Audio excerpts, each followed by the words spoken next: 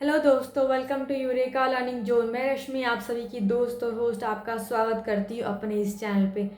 जैसा कि दोस्तों आप सभी जानते हैं, मैं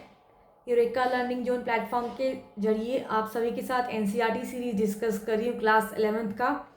तो उसी सीरीज़ में आज हमारी 5वीं क्लास है और मैं आपको बताना चाहूँगी कि आज हम 4th feature of Indian constitution के रिगार्डिंग बात करेंगे। जैसा कि दोस्तों आप सभी जानते हैं, मैंने आपके साथ ऑलरेडी 3 फीचर्स डिस्कस कर लिया है, तो मैं एक बार उसके लिए क्विक रिविजन के लिए जाना चाहूँगी आपके साथ। जैसा कि दोस्तों आप सभी जानते हैं, first feature of Indian constitution है, यानी कि first function of Indian constitution क्या है? To set some basic rules through which we can survive in a society with minimal coordination और minimal degree of coordination. Means हम एक मौलिक rules नियम लागू कर दे किसी भी समाज के लिए, ताकि हर इंसान जो है एक मौलिक सामंजस्य के साथ रह सके। जितनी व्यावहारिकता के लिए जरूरी है, एटलीस्ट उतनी सामंजस्य के साथ लोग रह सके समाज के अंदर। वही दूसरा फीचर है कि कैसे हम इंडियन कॉन्स्टिट्यूशन के जरिए गवर्नमेंट को ये पावर्स देते हैं कि वो हमारे लिए कोई लॉज बना सकती है, और किस फॉर्म में गवर्नमेंट कॉन्स्टिट्यूट होगी, इधर डेमोक्रेटिक होगी, मोनार्कियल होगी, और किसी भी तरह की पार्टी सिस्टम में फॉर्म होगी। जैसे कि हमने ओल्ड सोवियत यूनियन के अंदर बात किया था कि सिंगल पार्टी सिस्टम है, वही इंडिया के अंदर डेमोक्रेटिक सिस्टम है। तो किस तरह से गवर्नमेंट किस फॉर्म में कॉन्स्टिट्यूट किया जाएगा, इसके बारे में बात की गई है second feature of Indian constitution में। वहीं third feature of Indian constitution में हमने बात किया है कि गवर्नमेंट के ऊपर कैसे हम लिमिट्स लगा सकते हैं। मान लो अगर समाज के अंदर गवर्नमेंट ही हम पे ऐसे रूल्स थोप दे जो कि हमारे लिए फेवरेबल नहीं है या हमारे समाज के लिए अच्छा नहीं है, तो उस सिचुएशन में हम क्या कर सकते हैं? तो गवर्नमेंट ने कॉन्स्टिट्यूशन के थ्रू ये उसके अंदर कुछ लॉज बनाए हैं या कुछ फंडामेंटल रूल्स सेट किए हैं, जिसके जरिए गवर्नमेंट उसके ज़्यादा कुछ भी नहीं कर सकती है। उनके अंदर जितनी लिमिटेड अथॉरिटी दी गई है उनको, और साथ ही साथ ऐसे रूल्स बनाने के प्रोविजंस दिए गए हैं जिसके जरिए वो उन रूल्स को ट्रेसपास ना कर सके जो समाज के लिए फेवरेबल ना हो। यानी कि कुछ ऐसे बेसिक रूल्स सेट किए हैं गवर्नमेंट के लिए कॉन्स्टिट्यूशन के द्वारा, इसके जरिए गवर्नमेंट हमारे ऊपर लगाए जाने वाले रूल्स बनाने के जरिए अपनी पावर्स को मिसयूज ना कर सके या फिर उसको ट्रेसपास ना कर सके। वहीं आज की सीरीज हम fourth feature of Indian constitution की बात करेंगे, जिसके अंदर गवर्नमेंट के लिए कुछ इनेबलिंग प्रोविजंस की बात की गई है, जिसके थ्रू हम क्या कर सकते हैं, गवर्नमेंट को कुछ पावर्स कहाँ से मिलेंगे, किस तरह से मिलेंगे, क्या सोर्स होगा उनका, जिसके बारे में हम बात करेंगे कि गवर्नमेंट किस तरह से फॉर्म होती है और उसको ये पावर्स कहाँ से मिलते हैं, उसका सोर्स क्या है, ताकि गवर्नमेंट हमारे लिए रूल्स बना सकती है। तो इसके बारे में आपको बताना चाहूँगी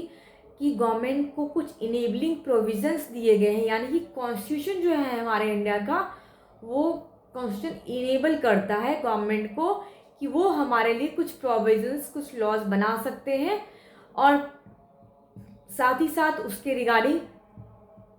मैं आपको ये बताना चाहूँगी कि fourth feature of Indian constitution में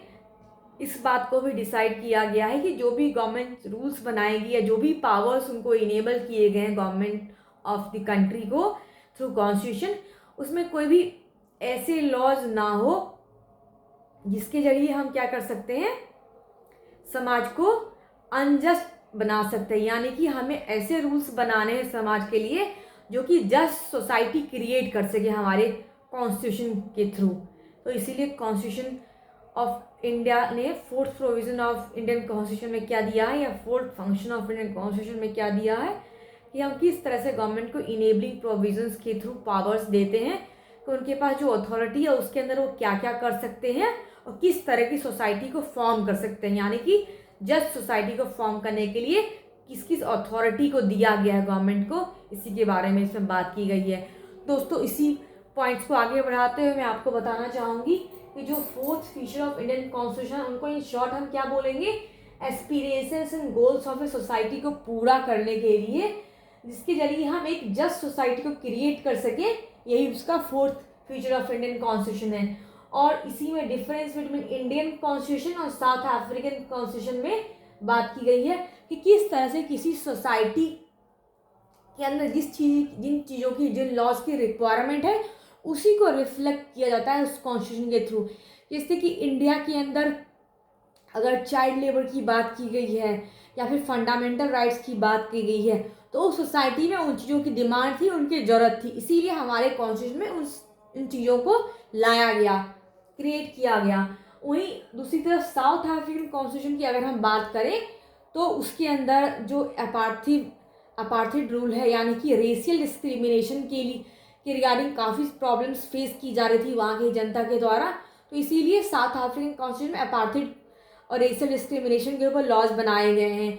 कंजर्वेशन ऑफ नेचर की भी बात की गई है, जो चीज़ें वहाँ की सोसाइटी के हिसाब से इम्पॉर्टेंट थी उन चीज़ों को डाला गया, यानी कि जो हमारी fourth feature of Indian constitution है उसके थ्रू हम क्या कर सकते हैं, अपनी सोसाइटी के गोल्स एंड एस्पिरेशंस को रिफ्लेक्ट कर सकते हैं अपने कॉन्स्टिट्यूशन के जरिए। This is a very important point. वहीं दूसरी तरफ हम बात करेंगे इनेबलिंग प्रोविजंस का बेसिक मीनिंग क्या है। इनेबलिंग प्रोविजंस का बेसिक मीनिंग यही है कि जो भी डुएबल थिंग्स है गवर्नमेंट के लिए, यानी कि जो जो चीज़ें गवर्नमेंट कर सकती है,